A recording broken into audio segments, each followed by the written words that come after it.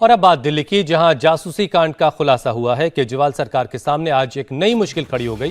केजरीवाल पर दिल्ली में राजनीतिक दलों और नेताओं की जासूसी का आरोप लगा है। यह आरोप विरोधी दलों ने नहीं बल्कि सीबीआई ने लगाए हैं। सीबीआई ने दिल्ली के एलजी यानी लेफ्टिनेंट गवर्नर को खत लिखकर दिल्ली के डिप्टी सीएम मनीष सिसोदिया के खिलाफ केस दर्ज करने की सिफारिश की है।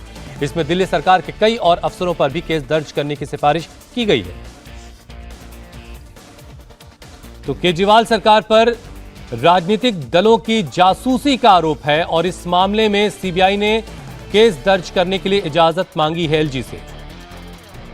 जासूसी कांड का खुलासा होने के बाद बीजेपी ने केजरीवाल पर करारा हमला बोला है। दिल्ली बीजेपी के पूर्व अध्यक्ष मनोज तिवारी ने कहा कि दिल्ली में आपके नेता अवैध तरीके से जासूसी करवा रहे हैं।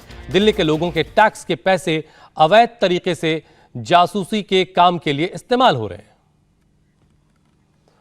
तो छिपकर बातें सुन रही है आप। दिल्ली की फीडबैक यूनिट जासूसी कर रही है, दिल्ली के लिए काम नहीं। दिल्ली के टैक्स पेयर्स के पैसे से अवैध तरीके से जासूसी करते हैं आम आदमी पार्टी के नेता। मनोज तिवारी ने यह ट्वीट किया है। ये अपने घर के पास सिर्फ देसी मुर्गियों को पालकर हर साल 6 लाख कमा रहे हैं। आप भी ये करना चाहते हो तो फ्रीडम ऐप को अभी डाउनलोड कीजिए। हमारे संवाददाता अभय पराशर इस पर और ज्यादा डिटेल के साथ इस वक्त हमारे साथ जुड़ चुके हैं। अभय, जरा बताइए कि और क्या सीबीआई की तरफ से जो सिफारिश गई उसमें क्या क्या बातें कही गई हैं?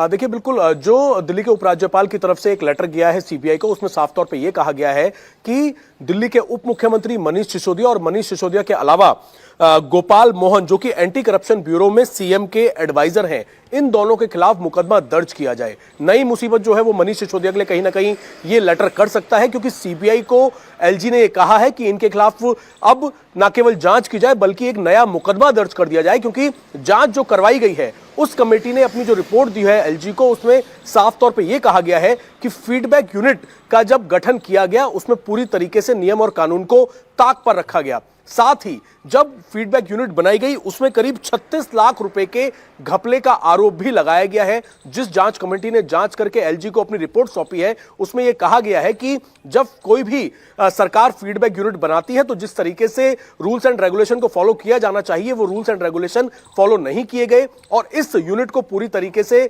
मनीष सिसोदिया जो है वो देख रहे थे, साथ ही सीएम के जो एडवाइजर हैं वो देख रहे थे। इसीलिए अब यह कहा गया है कि जांच में इनके खिलाफ ये तमाम चीजें आई हैं। 36 लाख रुपए का अभी तक का गबन जो है वो सामने आया है, और यही वजह है कि एलजी ने सीबीआई से कहा है कि अब एक मुकदमा दर्ज करके इस पूरे मामले की जांच की जाए, बयान दर्ज किए जाएं। सीबीआई का हालांकि अब यह कहना है कि एलजी की तरफ से जो एक लेटर पहुंचा है सीबीआई के पास उसको वो चेक कर रहे हैं और उसी के आधार पर आगे की कार्रवाई सीबीआई जल्द इस पूरे मामले के अंदर कर सकती है। ये अपने घर के पास सिर्फ देसी मुर्गियों को पालकर हर साल 6 लाख कमा रहे हैं।